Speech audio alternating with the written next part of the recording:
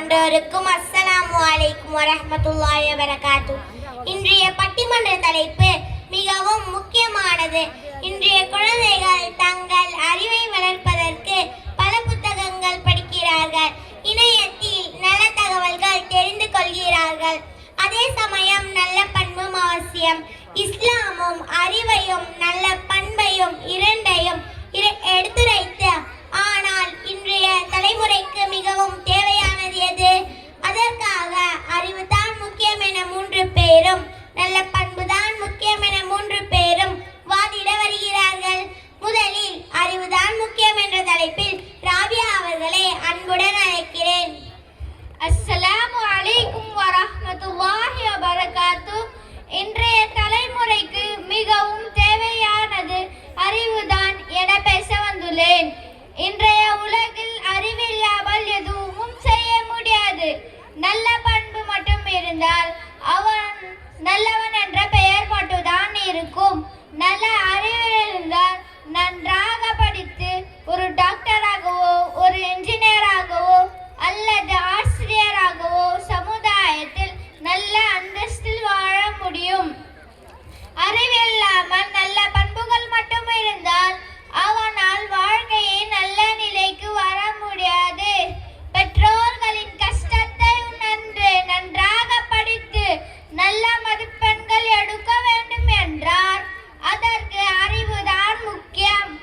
எனவே நல்ல பண்பை விட அறிவுதான் முக்கியம் என தீர்ப்பு அளிக்குமாறு என் உரையை முடிக்கிறேன். ஜஸாக்கல்லாஹு ஹைரா. பண்பை விட அறிவு தான் முக்கியம் என கூறி தன்னுரையை முடித்துள்ளார். இதற்கு எதிரணியில் இருப்பவர் என்ன பதில் தருகிறார் என கேட்போம். ஹமீதா அஞ்சும் அவர்களை அழைக்கிறேன். அறிவை விட நல்ல பண்பு தான் முக்கியம் என நான் பேச வந்திருக்கிறேன்.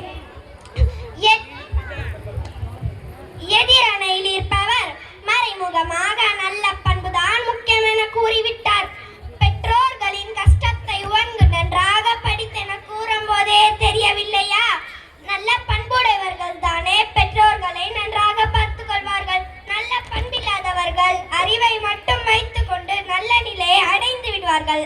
ஆனால் பெற்றோர்களை முதியோர் இல்லத்திற்கு அனுப்பிவிடுவார்கள். ஏனெனில் அவர்களிடம் நல்ல பண்பில்லை. எனவே வீடும் சமுதாயமும் நல்ல முன்னேற்றம் பெற வேண்டும் என்றால் அறிவிருந்தால் போதாது, நல்ல பண்பும் தேவை. நல்ல பண்பில்லாத அறிவால் வீடும் சரி சமுதாயமும் சரி சீரழிந்து போகும். எனவே வாழ்க்கையில் நல்ல பண்புதான் முக்கியம் என கூறி என் உரையை முடிக்கிறேன். மாஷா அல்லாஹ், என்ன அருமையான பேச்சு. நல்ல பண்பில்லாத அறிவு வீட்டையும் சமுதாயத்தையும் பாதிக்கும் என கூறி தன்னுரையை முடித்துள்ளார். இதற்கு அறிவு சார்பாக என்ன பதில் தருகிறார் என கேட்போம். அதிஃபா அவர்களை அழைக்கிறேன். அஸ்ஸலாமு அலைக்கும் வரஹ்மத்துல்லாஹி வபரகாத்துஹு.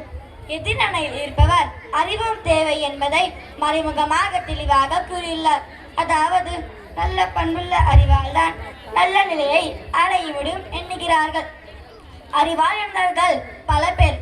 எடுத்துக்காட்டாக doctor APJ Abdul Kalam, Thomas Alva Edison மற்றும் நிறைய பேர் ஏழ்மையிலும் தங்கள் அறிவால் தான் இந்த உலகில் பிரபலமானார்கள்.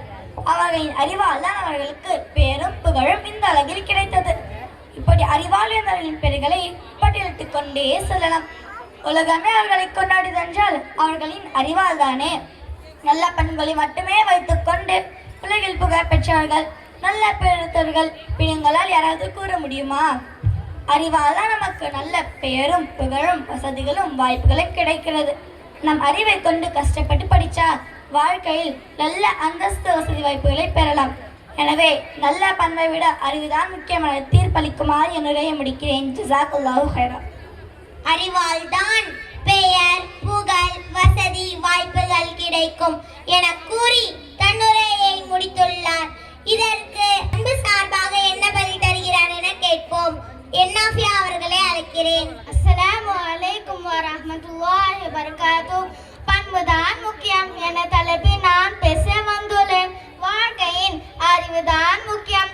அறிவு இருந்தால் தான் பெயர் புகழ் வசதி வாய்ப்பு எல்லாம் வரும் என எதிரணையில் இருப்பவர் விந்தையாகவும் விந்தையாகவும் உள்ளது. பெற்றோர்கள் முதலில் தம் குழந்தைகள் அதை படிக்க வேண்டும், இதை படிக்க வேண்டும் என நினைப்பது இல்லை. தம் பிள்ளைகள் நல்ல ஒழுக்கமுள்ள, பண்புள்ள, குணமுள்ள பிள்ளைகளாக வளர வேண்டும் என்றுதான் நினைப்பார்கள். இன்னும் ஒன்று சொன்னார் அதிஃப் அவர்கள், அதாவது நல்ல பண்புகளை வைத்துக்கொண்டு மட்டுமே உலகில் புகழ் பெற்றவர்கள் யாராவது இருக்கின்றார்களா என்று. ஏன் இல்லை? நம் பெருமான நபிகள் நாயகம் ஸல்லல்லாஹு அலைஹி வஸல்லம் அவர்களுக்கு எழுதும் படிக்கும் தெரியாது. ஆனால் அவர்களுக்கு உள்ள நல்ல பண்புகள் கொண்டுதானே அவர் இஸ்லாத்தில் வழிகாட்டியாகவும் தூதராகவும் அல்லாஹ்வை தெரிந்திருந்தார். நபிகள் நாயகம் ஸல்லல்லாஹு அலைஹி வஸல்லம் அவர்கள் நிச்சயமாக நான் நற்பண்புகளை முழுமைப்படுத்துவதற்காகவே அனுப்பப்பட்டுள்ளேன் என கூறியுள்ளார்கள். இதன் மூலம் நாம் என்ன உணர்ந்து கொள்ள வேண்டும்? நல்ல பண்புதான் என உணர்ந்து கொள்ள வேண்டும். எனவே அறிவை விட நல்ல பண்புதான் முக்கியம் என கூறி என் உரையை முடிக்கிறேன். ஜஸாக்கல்லாஹு ஹைரான். நன்றி. மாஷா அல்லாஹ், என்ன அருமையான தெளிவான பேச்சு. நபிகள் நாயகம் ஸல்லல்லாஹு அலைஹி வஸல்லம் அவர்களின் நற்பண்பு தான் இஸ்லாத்தை வேகமாக பரவுகிறது என கூறி தன்னுரையை முடித்துள்ளார். இதற்கு எதிரணையில் இருப்பவர் என்ன பதில் தருகிறார் என கேட்போம். ஆஷிகா அவர்களை அழைக்கிறேன். அஸ்ஸலாமு அலைக்கும் வரஹ்மத்துல்லாஹி வபரகாத்துஹு. நான் வாழ்க்கையில் அறிவுதான் முக்கியம் என்று பேச வந்துள்ளேன். ஏன் பெருமானால் நபிகள் நாயகம் ஸல்லல்லாஹு அலைஹி வஸல்லம் அவர்களுக்கு அல்லாஹ்விடமிருந்து வந்த முதல் வஹி எது தெரியுமா? கல்வியாகும். அறிவின் மூலம் நாம் கல்வியின் முக்கியத்துவத்தை உணர்ந்து கொள்ளலாம். அது மட்டுமா, அல்லாஹ் தன் திருக்குர்ஆனில் அறிவுடையார் அறிவிலர் சமமானவரா என மீறிடங்களில் கூறுகிறார். அதன் மூலம் அறிவுக்கு அல்லாஹ் எத்தனை முக்கியத்துவத்தை தருகிறார் பாருங்கள். அறிவின் மூலம் தான் இறைவனின் வல்லமை படிப்புகளை சிந்தித்து ஈமானை பலப்படுத்த முடியும். மனிதன் பார்வை பார்த்தான், விமானம் படைத்தான். அறிவின் மூலம் சிந்தித்து பல கண்டுபிடிப்புகளை உலகிற்கு வழங்கினான். அது washing machine, fridge, AC, mobile என சொல்லிக்கொண்டே போகலாம். பல அரிய கண்டுபிடிப்புகளை தருவது அறிவுதான்.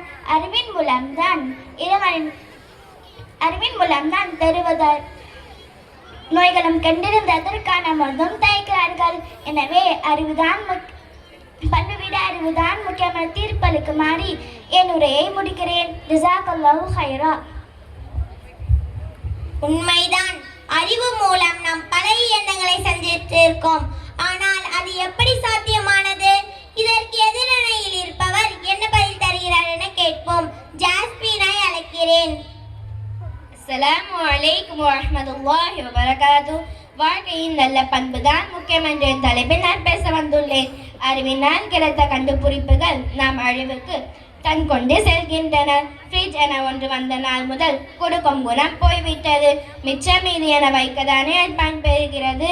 அது மட்டுமா, ஃப்ரிட்ஜில் வைத்த சாப்பிட உணவுப் பொருட்கள் நம் உடலுக்கு பாதிக்கப்படுகிறது. போனை பற்றி சொல்லவே வேண்டாம். எத்தனை நல்ல பண்புகள் நாம் இழந்து விட்டோமே என்பது நீங்களே கணக்கிட்டுக் கொள்ளுங்கள். இக்காலத்தில் நல்ல பண்புடையவர் காண்பது அரிது. சமூகமும் சமுதாயமும் சிகிட்டு போனது. காரணமே நல்ல பண்புகள் இல்லாத அறிவுதான். யார் நற்பண்புகளை பின்பற்றி வாழ்கிறாரோ அவர் இரையச்சம் கொண்டவர் ஆவார். நல்ல சமுதாயமும் உருவாக வேண்டுமெனில் நல்ல பண்புகள் தேவை. டாக்டர் APJ அப்துல் கலாம் அவர்கள் நாட்டின் ஊழலற்ற ஒழுக்கமுள்ள தலைமுறை அவசியம் என வலியுறுத்தினார். எனவே நல்ல சமுதாயமும் உருவாக வேண்டுமெனில் நல்ல பண்புகள் தேவை. நல்ல பண்புகள் அவசியம் என தீர்ப்பளிக்குமாறு என் உரையை முடிக்கிறேன். ஜஸாக்கல்லாஹு ஹைரா.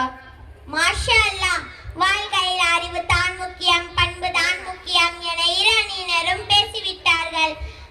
ஆனால் இந்த அறிவும் பண்பும் நாம் இரு கண்களை போன்றவை. இவை இரண்டும் தருகிறன. நல்ல பண்பும் அறிவும் உள்ள கல்வியால் தான் வீட்டையும் நாட்டையும் முன்னேற்ற முடியும். ஒன்றை இழந்தாலும் மற்றொன்றை பெற முடியாது. எனவே வாழ்க்கையில் இரண்டும் தேவை. இவை இரண்டும் தருகிற நாம் சஃபா பள்ளியில் குழந்தைகளை சேர்த்து